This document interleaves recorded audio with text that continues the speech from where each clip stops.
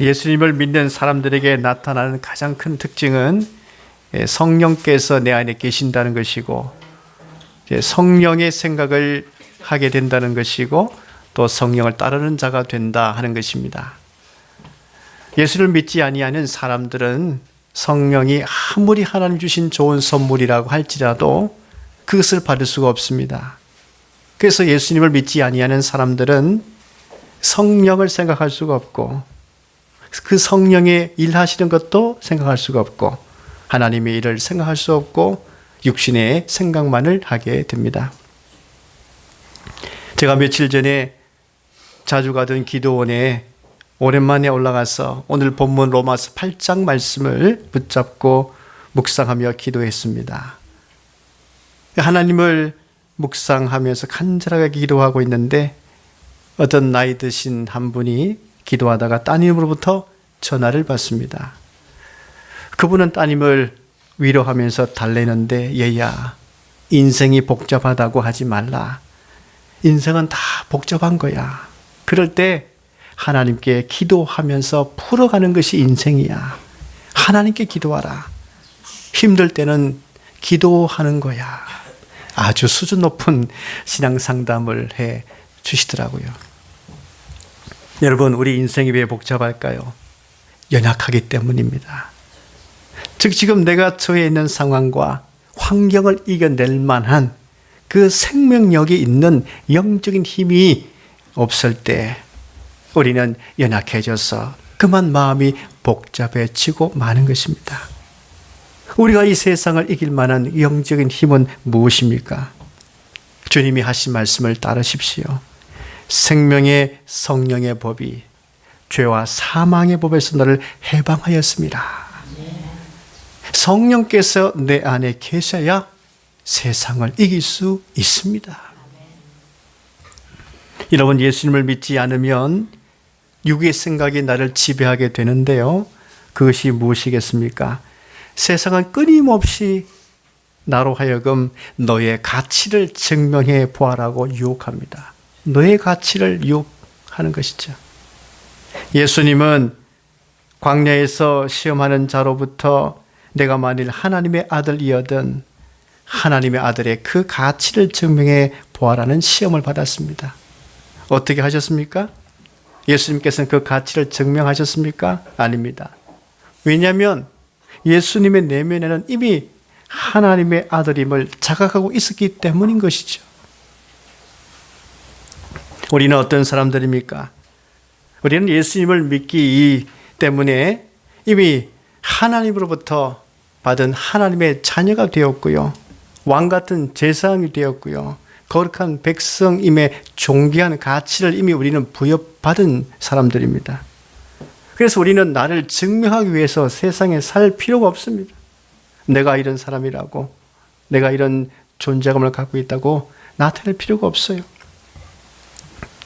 다만 나를 통해서 이루실 그 하나님의 선한 뜻을 위해서 살아가야만 하는 것입니다. 영을 따라 살면 우리는 하나님의 선한 뜻을 위하여 살아갈 수 있습니다. 5절 말씀 보십시다. 육신을 따르는 자는 육신의 일을, 영을 따르는 자는 영의 일을 생각하나니라고 말씀하고 있죠. 사도행전 16장 말씀 보면 사도 바울이 아시아에서 복음을 계속 전파하고 싶어 했습니다. 그런데 성령께서는 이제 더 이상 아시아에서 복음을 전파하지 말고 다른 곳으로 가라고 막으시는 것이죠. 또 바울은 계속해서 이동해서 갈라디아 땅을 통해서 저 아시아 북쪽에 있는 비두니아까지 또 올라가서 복음을 전파하고 싶어 했습니다. 이상하게도 이 바울의 마음 속에는 아시아에 대한 그 마음이 있었어요. 계속 아시아에 머물러서 복음을 전파하고 싶었지만 성령께서 허락지 아니하시는 거예요.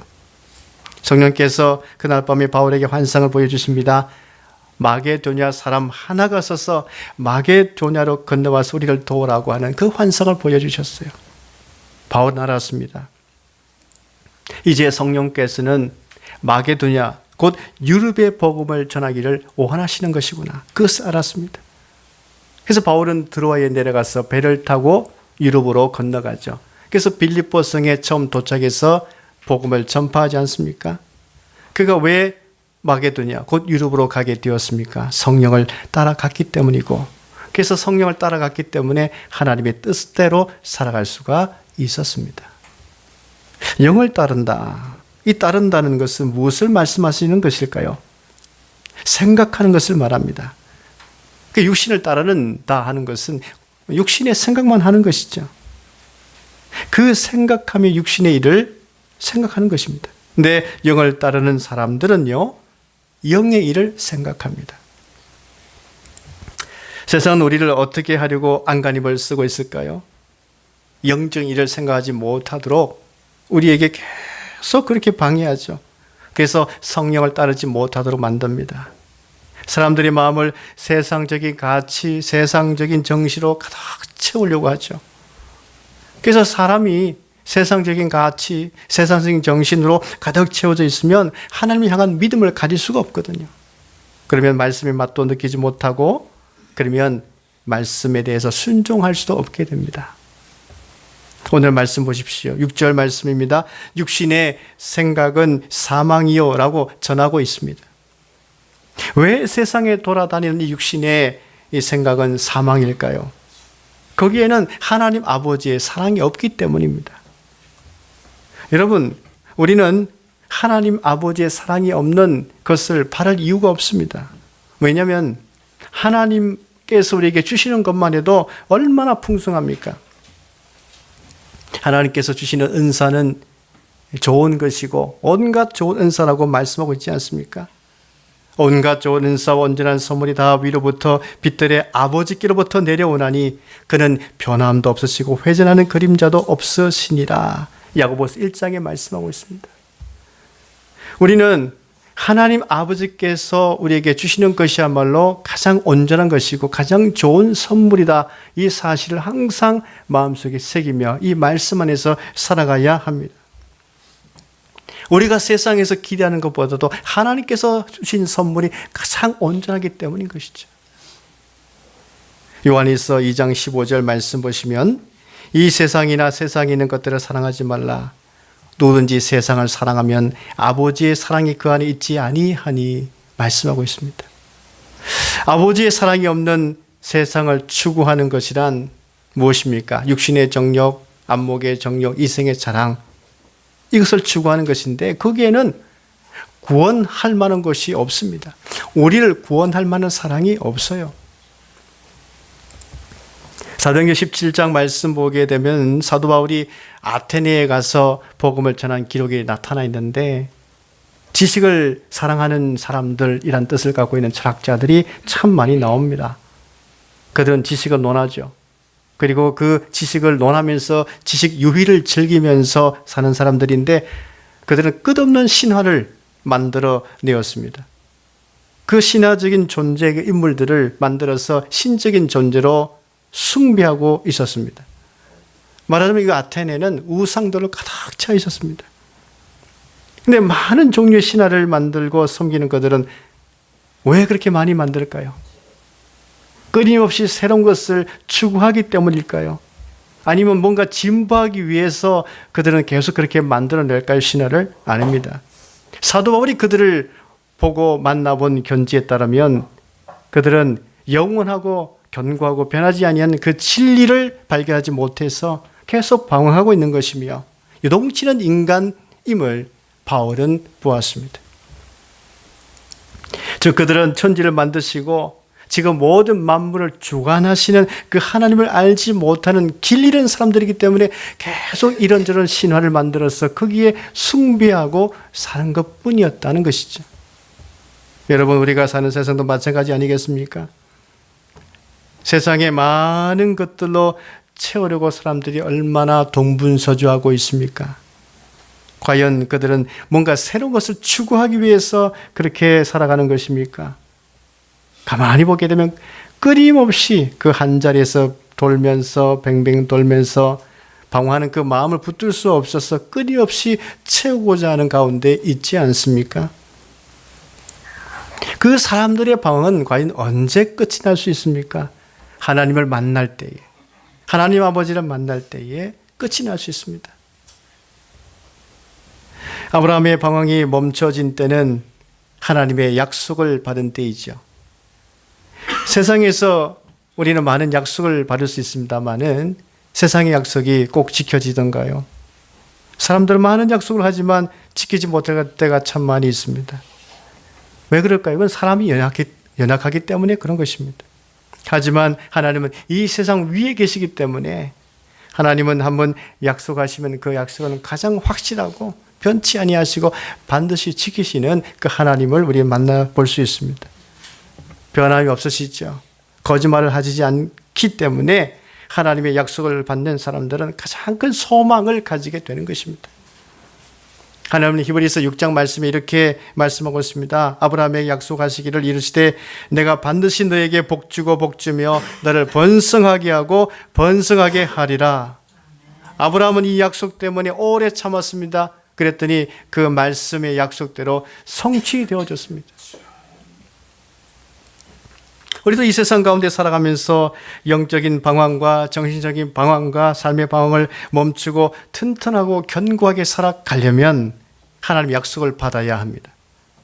내가 반드시 너에게 복주고 복주며 너를 번성하게 하고 번성하게 하리라. 이 하나님의 약속을 받은 우리들은요, 항상 하나님만을 생각하고 하나님만을 바라봐야 됩니다. 이렇게 이 말씀 주신 하나님만을 바라보고 생각하고 살아가는 사람들이 바로 영의 생각을 하는 사람들입니다. 성령을 따라가는 사람들이죠. 사랑하는 여러분, 하나님의 말씀을 받으셨습니까? 그러면 그 말씀을 항상 마음속에 새기고 기억하면서 살기 위해서는 바로 성령을 생각해야 됩니다. 왜냐하면 성령은 하나님의 이 약속된 말씀을 우리에게 계속 생각나게 만들어 주시기 때문인 것이죠.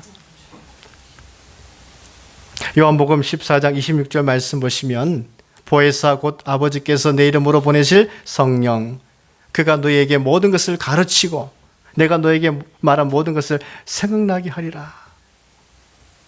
우리가 영의 생각을 해야 하지, 영적으로 생각해야지 이렇게 다짐한다고 영적 생각을 하는 것이 아니라 내 안에 계신 성령을 사모하고 그 성령을 의지하고 그럴 때에 성령께서 우리로 하여금 그 영적인 생각을 할 수 있도록 그 말씀 안에 거할 수 있도록 이끌어 주신다는 것입니다.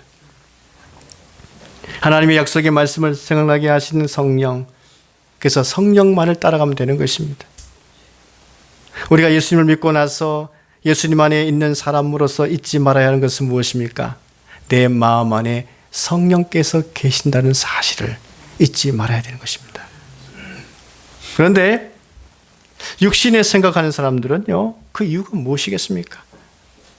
창세기 6장 5절 말씀 보면 노아 시대의 사람들 이야기가 나오는데 마음으로 생각하는 모든 계획이 항상 악했다라고 기록하고 있죠. 왜 노아 당시 사람들의 그 생각이 다 악했을까요? 그 마음의 문제입니다.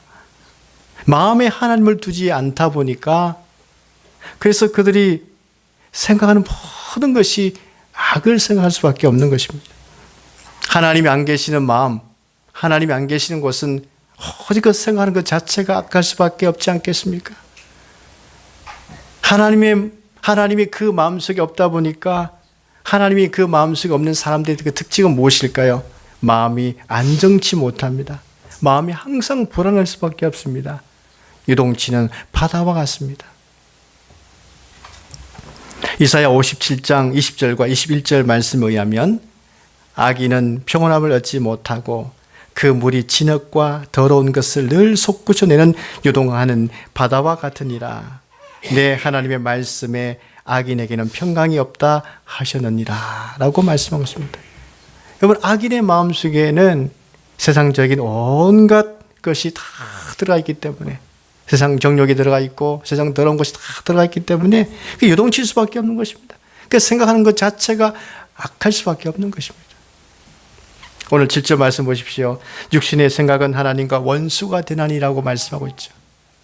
8절 말씀 보십시오. 육신에 있는 자들은 하나님을 기쁘시게 할 수 없는 이라 말씀하고 있습니다. 어떤 사람의 마음이 탐욕으로 자리 잡고 있다면요, 욕심을 채울 기회만 생기면 덥석 그 욕심을 채우려고 하는 그 무서운 탐심 어린 그 모습을 볼 수 있지 않습니까? 어떤 외부적인 자극이나 억압이 없더라도 자신도 모르게 성령 자체가 그 악의 욕심을 덥석 잡는 그런 모습이 되고 마는 것이죠. 그래서 이사야 32장 6절 말씀 보시면 마음에 불의를 품고 있는 자가 어떤 행동을 하는지를 잘 설명하고 있는데요. 어리석은 자는 어리석은 것을 말하며 그 마음에 불의를 품어서 간사를 행하며 패역한 말로 여호와를 거스르며 줄인 자의 속을 비기하며 목마른 자에게서 마실 것을 없어지게 함이며라고 말씀하고 있습니다. 이 마음에 불의를 품고 있는 사람들 말이죠. 그들은 여호와를 거스른 사람들이고 배고픈 자를 도와주기는커녕 더 배고프게 만들고 목마른 자에게 마실 물을 주기는커녕 더 목마르게 만드는 사람들. 그 사람들이 바로 마음에 악을 품고 있는 사람들이죠. 이런 자들을 하나님이 좋아하실 수가 없습니다.